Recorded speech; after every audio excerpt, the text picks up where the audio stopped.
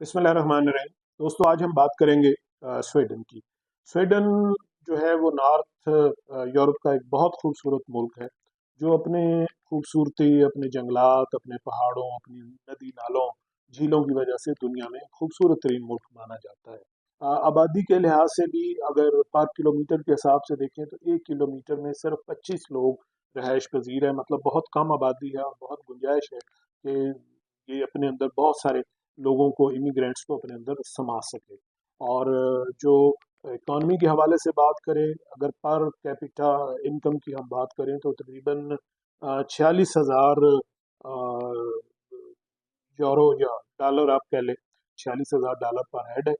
और अगर पाकिस्तानी उसको देखें तो एक साल में तकरीबन पाकिस्तानी अगर हम रुपए में कन्वर्ट करें तो ये जो सालाना इनकम बनती है वो कोई 1 करोड़ और 28 लाख रुपया बनती है। तो उस हवाले से एक बड़ा अमीर मुल्क है जहाँ पे आप काम करके अच्छे खासे पैसे कमा। पाकिस्तानियों के लिए इस हवाले से हम देखते हैं कि स्वीडन ने जॉब सर्च वीज़ा जो है वो उसका आगाज़ किया है, इजरा किया है।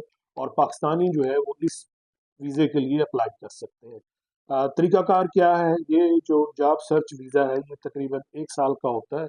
इनिशियली 3 मंथ का होता है और फिर वो एक्सटेंडेबल होता है, फर्दर 9 मंथ मिलते हैं। और 1 साल 1 साल का वो पीरियड है जिसमें आप स्वीडन जा सकते हैं, वहाँ पे काम तलाश कर सकते हैं। ना सिर्फ आप जॉब तलाश कर सकते हैं बल्कि आप वहाँ पे बिजनेस अपॉर्चुनिटीज़ को भी देख सकते हैं।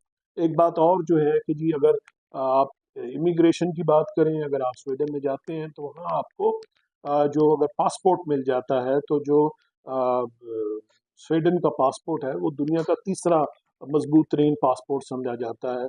और अगर आपके पास स्वीडन का पासपोर्ट है तो आप दुनिया के तकरीबन 90 ममालिक में बगैर वीज़े के विजिट कर सकते हैं। तो ये जहाँ तक ये जॉब सर्च वीज़े की रिक्वायरमेंट की बात कर रहे हैं तो रिक्वायरमेंट में नंबर 1 तो पासपोर्ट होता है कि आपका वैलिड पासपोर्ट होना चाहिए, कम से कम 2 साल उसकी वैलिडिटी रहती हो।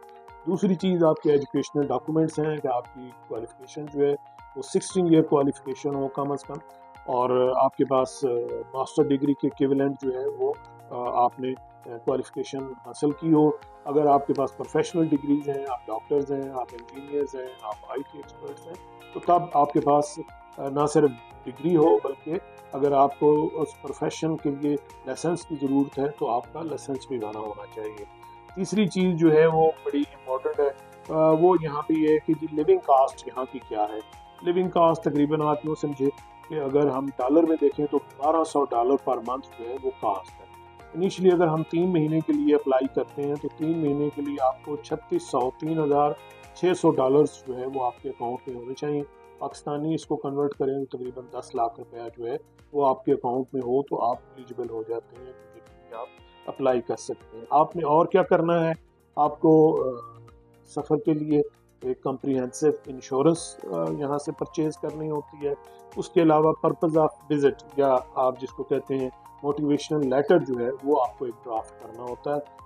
इसके अलावा और आपके लिए एडवाइस यही है कि जी आप जाने से पहले मुख्तलिफ कंपनीज़ की वेबसाइट्स हैं उनको विज़िट कीजिए और आपको मुख्तलिफ जॉब पोर्टल जो है वो वहाँ से मिल सकते हैं और उसके ऊपर आप ऑनलाइन अप्लाई कीजिए, आपको जॉब आएगा और फिर हो सकता है कि ऑनलाइन इंटरव्यू हो जाए और आपको जाने से पहले भी जॉब ऑफ़र हो सकती है। तो मेरी आपसे दरख्वास्त है कि इस तरह के किसी चक्कर में अगर आपको कोई मशवरा देता है, ये फेक डॉक्यूमेंट बना लें, फेक एक्सपीरियंस सर्टिफिकेट बना लें या डिग्री जाली पेश कर दें, बराए मेहरबानी इस तरह का कोई काम ना कीजिए। ये आपके लिए भी और पूरे मुल्क के लिए भी बदनामी का बायस है। बहुत शुक्रिया।